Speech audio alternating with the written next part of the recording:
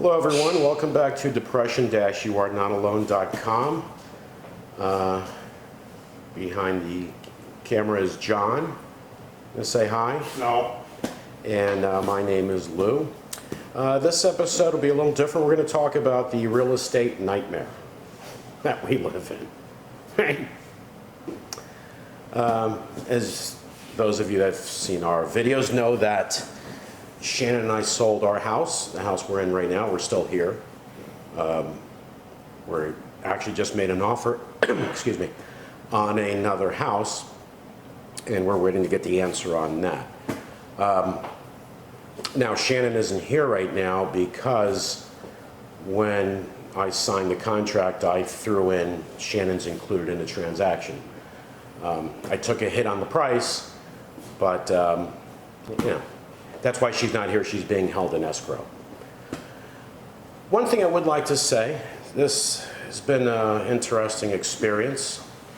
I do want to give a shout out to our realtors, and that is Patty DeSilva and Chris Green from Green Realty, and the crew, Stacy, Donald, and Devin, the whole team for everything you've done for us. And not this time, for other times as well, because they have sold properties that John and I have owned, and we've recommended them to friends, and they've sold properties for friends of ours as well.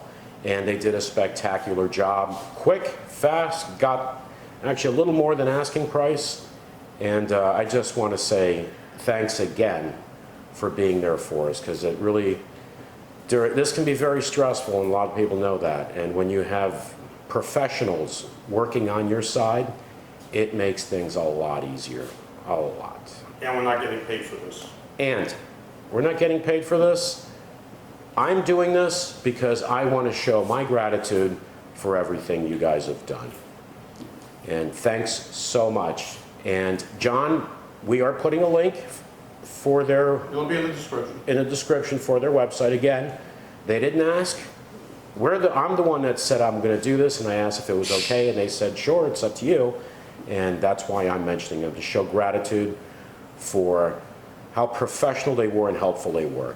We've worked with realtors where the realtor is in between picking your kids up from soccer practice, right? We had a realtor we used for a house we bought. That was not the best experience. And I think that's when we first found Yeah, that one was just looking to get commission. Yeah, that's when we found Patty, wasn't it? No, it's when we sold. When we sold, not when we bought, No, when we sold. okay. That's when we first found Patty.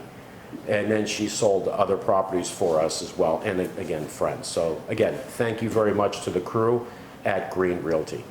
Now, everybody knows it's always stressful when you sell a house, and in this market today, the way things are today, I just have no idea what is going on here. It's a circus. I have no idea what's going on. You have homes that we've looked at. Of course, we have to look at 1 million homes, because you look at a home now, in 3 minutes it's sold. You're already too late. You're Johnny-come-lately 3 minutes later.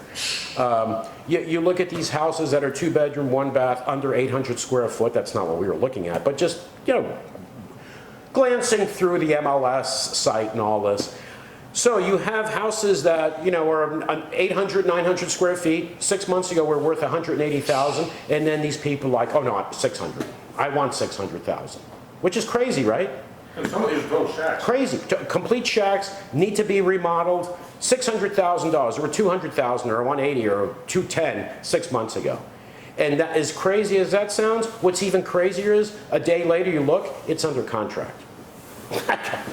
I can tell you one thing, folks. There are investors, real estate investors, doing this right now, waiting for next year or 2 years from now, when they're buying up all of these homes that have been foreclosed on, short sales. Because when, not if, when the recession hits, it's going to be like it used to be. For sale signs out down every street. And foreclosures. And foreclosures and short sales. These days, a lot of realtors don't even bother to put up a sign. It's pointless. It's pointless because people see it online, it's bought that day. Great. That's the world we're in. But it's very stressful. It was, for me, the sale part was not because of the team that was working for me, for us, for Shannon and I. But to buy is a different story. That's a different story. And they're working with us and trying to do everything they can to help us. It's just, people outbid you. It's bidding wars everywhere, and you don't know, even though you may overbid, somebody may overbid you, and you don't know. But, Well, look at that house with the open house yesterday, where they had over 100 people and they can't. oh, good point. I'm glad you brought that up. There was an open house that Shannon went to. John and I were gonna meet her there. We didn't even bother because our realtor called us, Donald, and said, listen, they canceled the open house. There's over 100 people here. 100 people. Okay? When I bought the house that I'm in right now, that I already sold, but I'm still in it, I looked at it. My wife and kids looked at the house. This is almost, excuse me, 19 years ago. We looked at the house. We then looked at another house, another house. We came back a week later, week and a half later, after looking at a lot of houses and said, okay, yeah, we're going to buy it. And we bought this house. Now, if you look at a house, if you don't make an offer immediately, you're not going to get the house, if that's the house you want. It's not going to happen. Yeah, this is crazy. And the worst part is people offering more than it's listed for. Yeah, and that's why there's going to be, like I said, real estate investors are just waiting for 2 years from now, year and a half from now is what they're doing. But you know, why I'm so grateful of having this team on my side was because my mental health, for example. I've left homes before, not giving it a thought. I sold this house, I'm moving into another house. Fine, you move on. That's what you do. The house we sold before we moved into this one, like I said, 19 years ago. I left that house, it was a beautiful home. Bought it pre-construction, left the house, didn't care. Was happy to leave. I was happy to leave, moved into this house. Now this house is a different story. Very emotional for me. And that's why it was important to have the realtors that I had to make the process as easy as possible for me, because it was emotional for many reasons. It's the time of my life that I lived here. I'm 57. I've been here for almost 19 years. So my late 30s till my mid 50s, a lot of things happened during that time frame. That memories came. My kids growing up here, leaving, going to college. My wife and I raising a family and getting divorced. I stayed in the house, she moved on to a different home.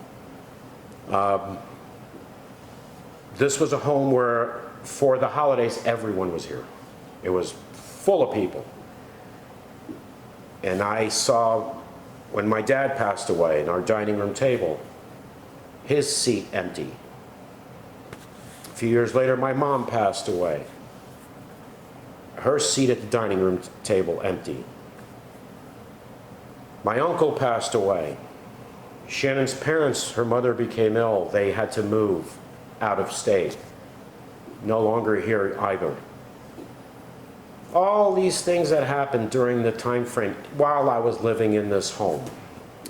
The work that I did on this home, but more important, not the work I did, but the work I did together with my dad. His hands are all over the house, his work all over the house. Even back here, this built-in seat my dad built. He built a beautiful oak desk, built-in oak desk in one of the bedrooms in a window. The bookcase, if you look back at our old videos, the bookcase my dad and I built together. It's those memories. So it was that time frame, those 19 years of being here, is that time of life where, you know, it's where changes happen, I guess. And, you know, you remember those. And I caught myself feeling depressed. I had days where I just had no energy. Just thinking about all of that. And John, how he worked so hard here too, but I have John to look at. I'm not saying that's great, but at least I can look at him, he's right here. But my parents, Yeah, you're looking like Uncle Fester, too. yeah, okay, well, I'm married to Shannon. And by the way, if anybody's like, God, you look tired and beat up sometimes. Yeah, I do. I'm married to Shannon. And you know what? Go to our YouTube channel and watch our video. It's 3 minutes, I think it's 3 minutes, 12 seconds or Yeah, it's whatever, something. called Life with Shannon. Okay? Life with Shannon. Watch that video and then you'll say, oh my God, I don't even know if this guy's alive. I don't know how this guy is alive even. But yeah, when you get a chance, do that.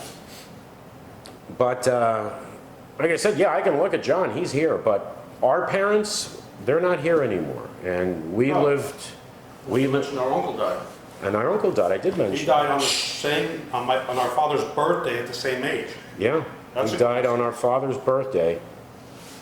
At the same 5 age. years later, at the same age our dad died at. But you know, the memories of all the things that happened while living in the house, they did not necessarily happen in the house, but while I was living here,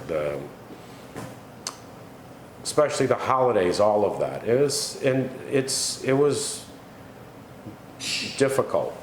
And like I said, I caught myself feeling depression coming on, no energy, just doubting, questioning things, that confusion. But fortunately, I have through the years learned to understand what is going on and battle through it. That's an important thing to understand about depression, is you can get through it. I learned the hard way through time and research and trial and error and failing and succeeding and failing again and all of that. But again, having people on, having that team to help me get through this, to help get this sold quickly, was the best thing for my mental health. Not this lingering on and lingering. There was no lingering. They sold this house, I believe, correct me if I'm wrong, it was the first open house, wasn't it? Yeah. The very first open house. We only did 3. Only did 3. I don't believe, was it 3 in a row? I don't remember. Boom, boom, boom. But I believe the client that made the best offer was from the very first open house.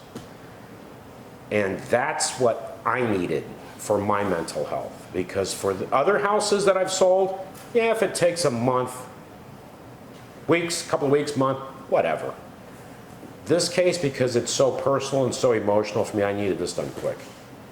And I told Shannon that, I said, I hope they sell this quick. I said, their track record has always been It's always been good. done.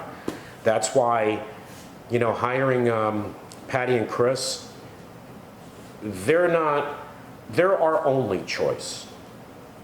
Because even in other homes we've owned, right, you still want to get it done. You know, you've got other things in your life. I just want to get this over with.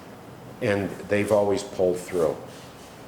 Yeah, And man, I used to be in real estate, so I know they're good from dealing with others. Well, results. See, this is what bothers me, and we've all gotten used to this. You know, with my clients, I fight for my clients. I fight for them because they're my clients. I have to. It's my responsibility. Life coaching, I care about my clients. I care about what they're going through. I want to help them because that's my job. That's what I'm there to do. But how many times do you hire people for anything, right? And Anything. they don't care. No. They don't care. They're not there for you. I don't understand. A lot of it, if it's like something that needs to be built or repaired, they don't even do it right. They can't. Or a pool. Or, Oh, I need a pool. Okay, you give us a big down payment. We're gonna get the permits. We'll start digging a hole, and then you're not gonna see us for a year. You gotta chase them. that happens all the time. Happens all the time. Why don't you just take off with the money and disappear? But it's just, what bothers me most out of that is that we seem to have all become used to it, right? Our expectations seem to be so low. As long as we got our phones so we can text back and forth. But doesn't that seem to be the case? It's like our expectations are so low for anything. Yeah, well, we've been brainwashed into this. you know, it's just because it's everywhere as well. It's just everywhere and everything. You know, I had a house where I had guys come in and put impact windows. Do you remember that other house? Yeah. Half of them you needed to work out first for 6 months to build up your strength muscles to be able to open the windows. Yeah. I mean, really? that's good. But I wanted to talk about the sale of this house for the mental health aspect of it. That this was hard for me emotionally on this house. It's the only house I've ever left. I have left yet, but that I've left. That is emotional to me. The other homes were just a property. It didn't matter. You know? You know what I mean, right? Because hey, those 19 years that I've lived here, you went through it all as well, except for the divorce part. But the kids too, they're your nieces. They grew up too and left. You experienced that, especially loss of our parents, our uncle. Friends. Prince. My doggy Prince, my Belle, my kitty Belle, who she's buried in the yard. I mean, my favorite little fur babies, lost them. A lot happened in that 19-year span because of, really, if you think about it, because of my age. That's that age where things happen. And it was while I was here. So leaving here is very difficult, was difficult for me. But I also thought about it, worked on myself to realize that it's time. It's time.